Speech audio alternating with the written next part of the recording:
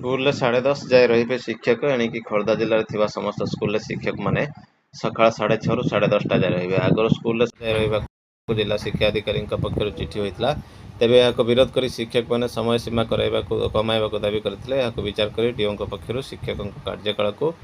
कार्य समय को ह्रास कर ग्रीष्म प्रवाह को दृष्टि रखी राज्य सरकार सकाळ स्कूल आरंभ कर विद्यालय गणशिक्षा विभाग पक्षर स्कूल समय सकाळ 6:30 रु 10:30 जाए तेज खोर्धा डीओ पक्षर स्कूल पिला समय 10:30 जाए बेले अन्य ऑफिशियल कार्य 12:30 जाए शिक्षक मैंने स्कूल रहा चिठी करते तेज भीषण खरा ताती जो शिक्षक मैंने कार्य समय 10:30 को ह्रास करने को दावी करते आखि आगे रखी डीओ पक्षर समस्त सरकारी अनुदान प्राप्त स्कूल ओडिशा आदर्श विद्यालय को चिठी कर देखा परवर्ती अपडेट 2 दिन में सर खाता मूल्यांकन मे द्वितीय सप्ताह फल परिचालित 10वीं श्रेणी वार्षिक परीक्षा फल मे द्वितीय सप्ताह प्रकाश पाइब। एवं परीक्षा उत्तर खाता मूल्यांकन जारी रही बेले आ 2 दिन मध्य प्रक्रिया शेष हो बोली बोर्ड सभापति श्रीकांत तराई सूचना देते से विज्ञान विषय परीक्षा होता प्रश्नपत्र त्रुटि नहीं बोर्ड परीक्षा परिचालना कमिटी बैठक अनुष्ठित होता परीक्षार्थी को 4 ग्रेस मार्क प्रदान कर एक प्रकार स्थिर होता बेले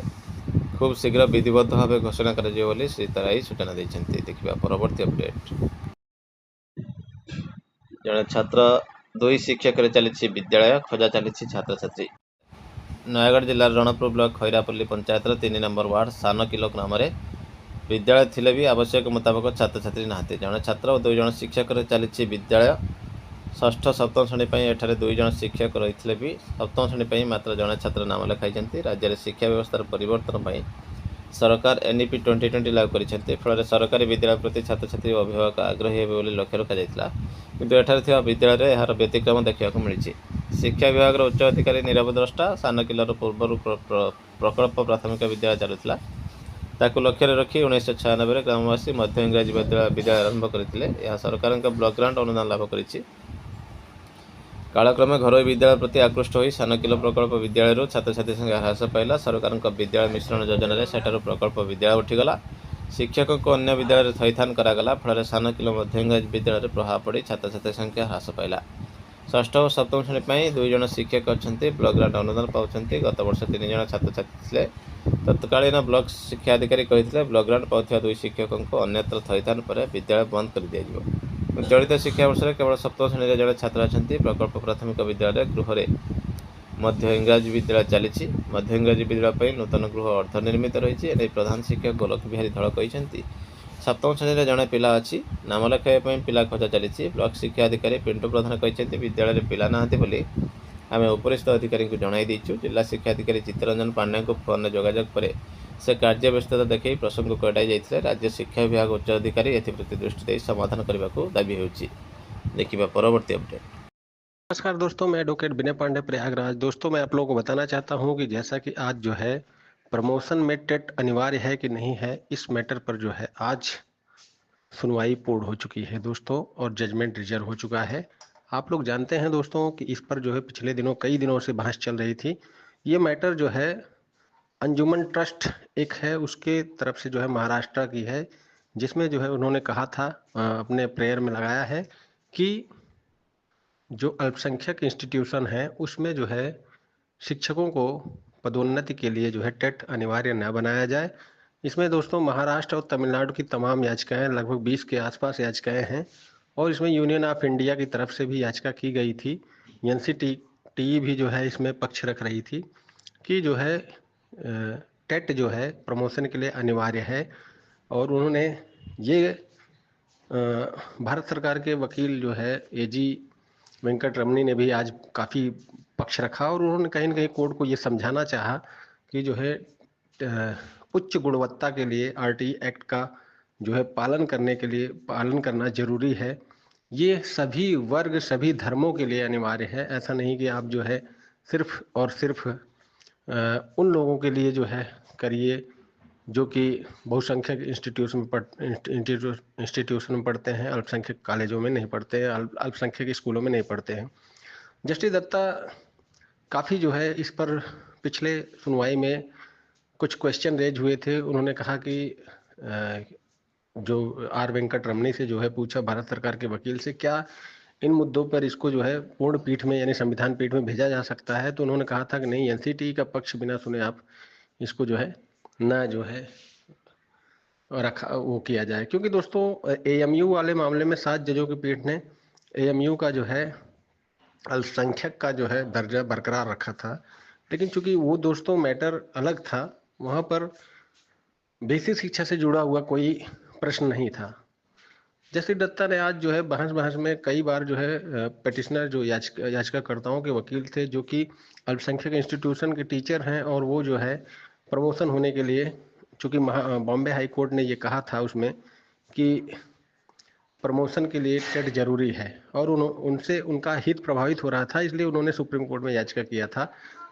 हाई कोर्ट के आदेश के खिलाफ। तो दोस्तों आपको बताना चाहता हूं कि हाई कोर्ट के आदेश के खिलाफ पिछले 2018 में ये याचिका थी, लेकिन आज जाके फाइनल हुई है। तो कहीं न कहीं दोस्तों जस्टिस दत्ता ने इस मैटर को लगातार सुना हर हफ्ते, और इस पर जो है आज 4 बजे तक सुनवाई हुई। शुरू के जो है उन्होंने जो फ्रेश केस होते हैं, ट्रांसफ़र मैटर और बेल के मैटर सुनने के बाद इसी को सुना, पूरे दिन तक सुना दोस्तों, और अंतिम में इस पर जो है जजमेंट रिजर्व कर दिया। दोस्तों मैं आपको बताना चाहता हूं कि जस्टिस दत्ता ने जो है, जब पिटिशनर के वकील सीनियर वकील चाको ने ये कहा कि जो है आर्टिकल 30 में ये कहा गया है कि अल्पसंख्यक इंस्टीट्यूट को जो है इंस्टीट्यूशन को जो है स्वायत्ता रहेगी, मतलब जो अल्पसंख्यक लोग हैं वो अपना इंस्टीट्यूट खोल सकते हैं, उसका प्रशासन कर सकते हैं, सब स्वायत्ता दिया गया है। तो ये जो है आर्टिकल 21A यानी 6 से 14 साल तक के बच्चों के लिए जो आरटी एक्ट के पालन के लिए जो है कहा गया है, ये कहीं ना कहीं जो है हम पर बाध्यकारी नहीं है। तो दोस्तों उन्होंने जस्टिस दत्ता ने बार बार कहा कि क्या जो है आप चाहते हैं कि हम जो अल्पसंख्यक बच्चे हैं वो बिना योग्य टीचरों के पढ़ें। आज की डेट में हम देखते हैं कि कई मीडिया रिपोर्ट में कि बच्चे जो है नदी पार करके जो है नावों से जाते हैं, लेकिन जो है आप चाहते हैं कि उनके पास के स्कूल में, क्योंकि देखिए अभिभावक जो है वो योग्य टीचरों से पढ़ाने के लिए दूर भेजेगा, और ऐसी स्थिति में अगर उसके पास का कोई संस्थान है, उसके मजहब का संस्थान है, और वहाँ अगर योग्य टीचर न रहे, तो वो कहीं ना कहीं उन बच्चों के लिए भी गलत है कि वो जो है उनको मजबूर किया जा रहा है दूर जो है स्कूलों में जाने के लिए। क्योंकि पिटिशनर के वकील बार बार कह रहे थे कि किसी भी बच्चे को कहाँ पढ़ना है वो उसका खुद का वो है, डिसीजन है। वो अगर चाहेगा कि टेट पास लोगों से पढ़ना, तो वो कहीं और जाके एडमिशन ले लेगा। इसका मतलब कहीं ना कहीं उनका जो तर्क था, लेकिन जो है जस्टिस दत्ता ने जो है इस पर तर्क जो है वो नहीं माने। उन्होंने कहा, और इधर जो है आर वेंकटरमणी ने पक्ष रखा था, उसमें उन्होंने बताया भी था, विभिन्न राज्यों में रेशियो बताया था, कहीं 7% बच्चे ही जो है ओवरऑल इंडिया में 7.4% बच्चे ही अल्पसंख्यक इंस्टीट्यूशन में पढ़ते हैं। तो क्या जो अल्पसंख्यक के बच्चे हैं 7.5% ही अगर पढ़ रहे हैं अल्पसंख्यक इंस्टीट्यूशन, बाकी लोग जो है अदर इंस्टीट्यूशन में पढ़ रहे हैं, तो क्या सिर्फ 7.5% बच्चों के साथ भेदभाव किया जा सकता है कि बिना टेट बिना योग्य टीचरों को उनको पढ़ाने की अनुमति दिया जा सकता है? ये सारी चीज़ें बार बार आई थी कोर्ट में, लेकिन दोस्तों जस्टिस दत्ता बार बार ये चीज़ पूछ रहे थे। और 15(5) आर्टिकल 15(5) में, जिसमें ये अनुच्छेद 15(5) में जो है संविधान में ये कहा गया है कि राज्य चाहें तो जो है कमजोर वर्गों के लिए या पिछड़े लोगों के लिए या अन्य लोगों के लिए जो है नियम बना सकते हैं। तो कहीं ना कहीं वो दिखा रहे थे कि महाराष्ट्र और तमिलनाडु की जो सरकारें हैं, ये उनका पावर है कि वो जो है जो पिछड़े हैं, दबे हैं, उनको उनके लिए संविधान में ने कहा है कि मतलब बना सकते हैं वो कानून, वो चाहे तो टेट में रिलैक्स दे सकते हैं। लेकिन जो है जस्टिस दत्ता इसको मानने को तैयार नहीं थे। उन्होंने कहा 6 से 14 साल तक के बच्चों का को सभी को योग्य टीचर मिले, उसके लिए प्रावधान आरटी एक्ट में किया गया है। आप अगर 30 और 15(5) की बात कर रहे हैं, इसका मतलब है कि आप जो है आरटी एक्ट को असंवैधानिक बता रहे हैं। तो क्या मैं इसे असंवैधानिक घोषित कर दूं, जिससे कि पूरे देश के जो बच्चे हैं सब इस चीज से महरूम हो जाएं योग्य टीचरों से पढ़ने को? तो दोस्तों ये सारी बहस आज इर्द गिर्द घूम रही थी। हमें तो एक बार ऐसा लगा पिछली बहस पे कि हो सकता है संविधान पीठ चला जाए, क्योंकि पिछले एएमयू वाले मैटर में जो है जो स्वायत्ता बरकरार रखा गया था एएमयू का, अलीगढ़ मुस्लिम यूनिवर्सिटी का 7 जजों की पीठ द्वारा, तो इससे जो है बार बार उस आर्डर का जिक्र हो रहा था। तो लेकिन दोस्तों जस्टिस दत्ता ने मानने से इनकार कर दिया। उन्होंने कहा कि वो मैटर अलग है, ये मैटर अलग है। इसमें 6 से 14 साल तक के बच्चों को योग्यतम टीचरों से पढ़ाने के लिए जो है आरटी एक्ट जो प्रावधान करता है ये सही है। लास्ट में दोस्तों कुछ एक वकीलों ने जो बहस में ये भी दिखाना चाहा कि टेट पास करने वाले जो है इंस्टीट्यूट में जो है जो अन्य कास्ट मतलब अन्य इंस्टीट्यूट हैं, जैसे जो क्रिश्चियन कॉलेज है दोस्तों और बौद्ध कॉलेज हैं, तमाम ऐसे कॉलेज हैं, उसमें भी जो है इस तरह का अगर आप